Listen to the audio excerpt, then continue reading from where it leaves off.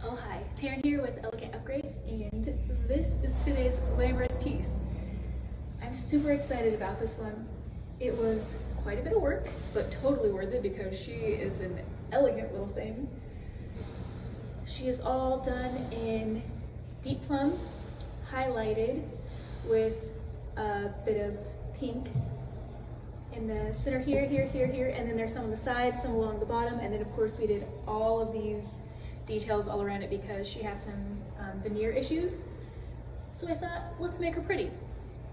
So if you'd like to see how we did this, oh, and you have to see this part because it's one of the best parts. I'll take you off.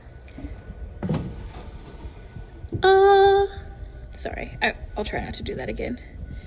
But yeah, so you can see kind of some veneer issues still here, but it's what I could do, and she's in pristine condition aside from that. So I couldn't let her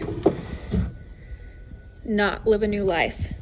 So here she is, drawer slide perfectly. They're all super clean inside. And then I left the inside natural and as it was because there's very minimal damage and this is super smooth, and I don't like to put paint over writing surfaces. So if you'd like to see how we did this, just keep on watching. Okay, here I'm using resin to fill these molds. You just mix equal parts A and B and make sure that you stir them very well, and then dump it in your molds. Make sure that you do not fill your molds up all the way to the top because this stuff does expand and you can then waste product and it just doesn't look very good stuck on your piece. I did learn that the hard way, but you know, now you know, and you don't have to make the same mistakes I did.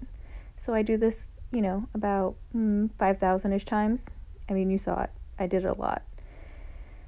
So, you know, 2 molds, 5,000 times. You can do the math. It took a long time, but it was worth it because this thing's awesome.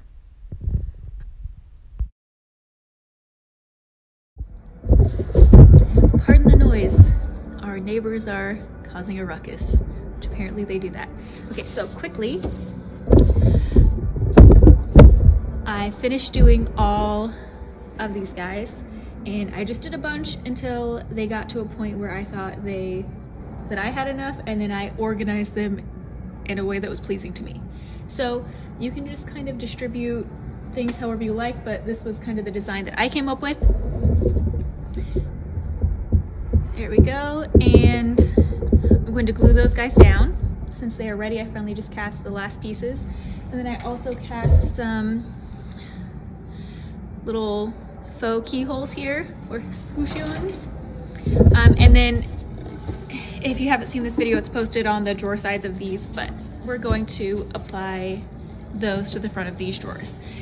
And I like doing this all first so that once we paint it, it looks lived in, like it's actually a part of the piece. And then I'm probably gonna add a couple more pieces to the bottom of the full secretary, but for now, this is what we're gonna do. And let's get started on some gluing. So I am using Titebond Quick and Thick for this. I also highly recommend E6000. Both of them are awesome. This part was really easy because I have the board laying down flat. Now on all the other pieces that were vertical, I just used some painter's tape to hold it up where I wanted them.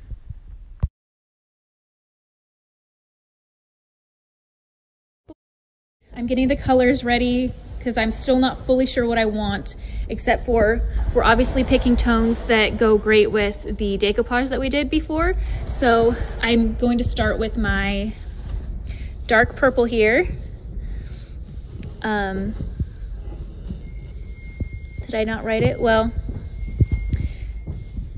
and then I have this mixed pink, which is just the mellow white, this purple, and some barn red.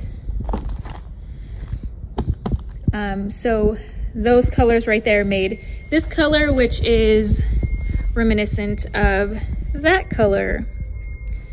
And then of course we're gonna do some probably lighter purples and lighter pinks with some white as we go.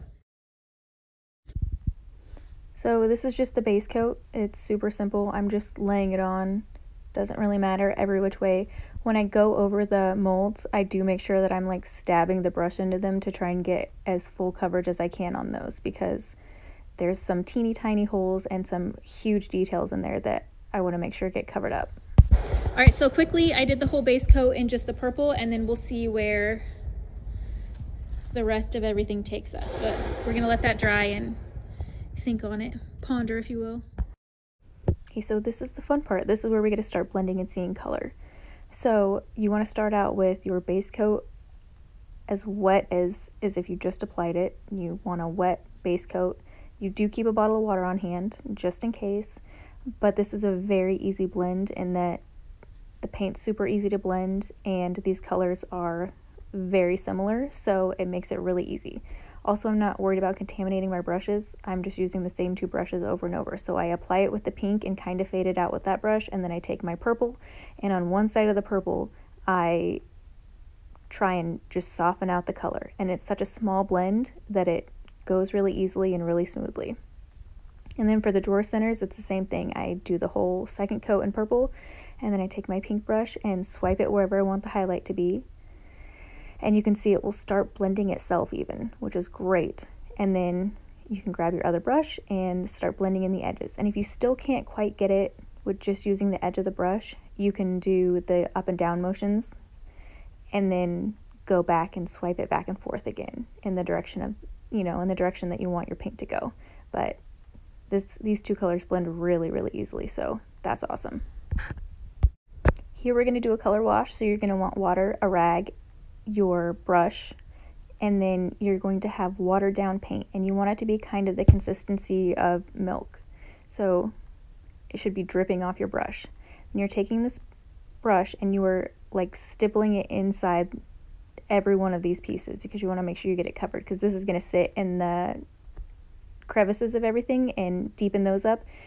And you want to work in small sections so that you can take your rag and go back and wipe it back. You do not want to leave this wet paint on for too long because it will reactivate your base coat, and you don't want to reactivate it. So you're doing small sections, going back and wiping it off.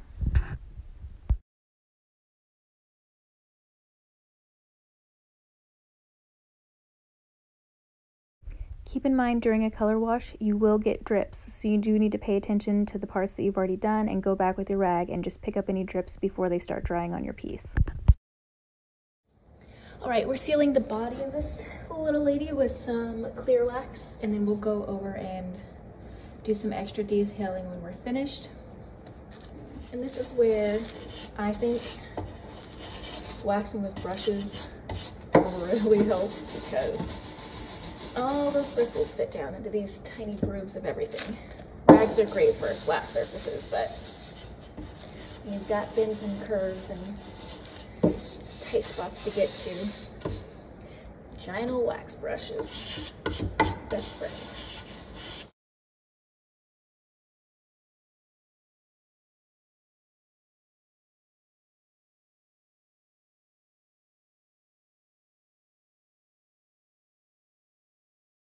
And while you have these bad boys out, we can wax the slides.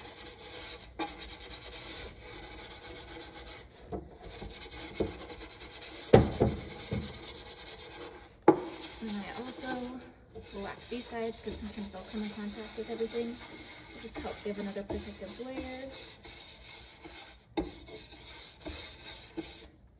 for smooth gliding. You can also do the glides in here.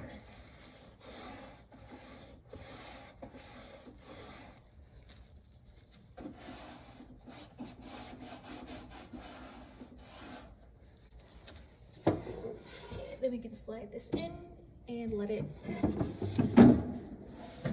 sit for a bit, and then we'll wipe back the wax.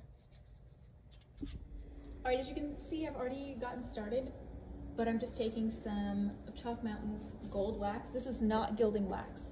This is a sealing wax, and it does have a decorative finish to it, but we are just using it for decoration. The whole piece has already been sealed with clear wax. We're just adding a little underline fades because we're gonna go back and hit it with gilding wax. going through, doing a few pieces. Man, that stuff's pretty. Okay. Scrubbing it in, so don't use a great brush because you'll be sad when you ruin it. And then wiping it back. Since it's already been sealed with clear wax, it comes off all the surfaces that I don't want it on really easily.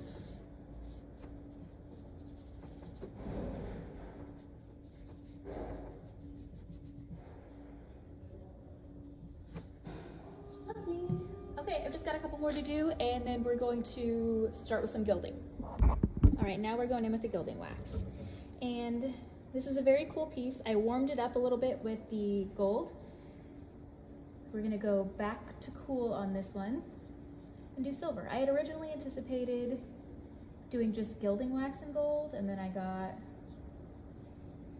that chalk mountain wax, and I thought, well, I obviously have to use this, so we'll do this silver. And if I feel like it needs some more gold, then I'll add gold gilding wax as well, because more is more, right?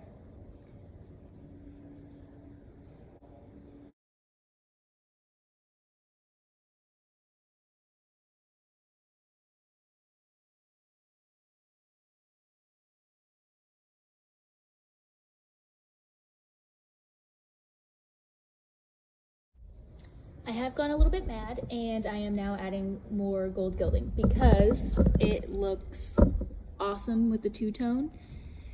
And I'm not adding it all over like I did the silver. I am just doing some kind of like highlighting with it. And this time I'm doing it with a brush because I just want a small amount and my fingers kind of get in the way sometimes.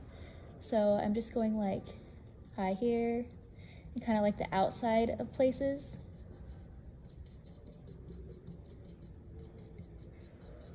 And not dragging it all the way in.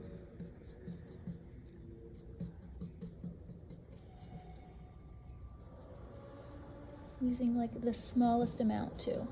Not that you need a ton ever, but you know.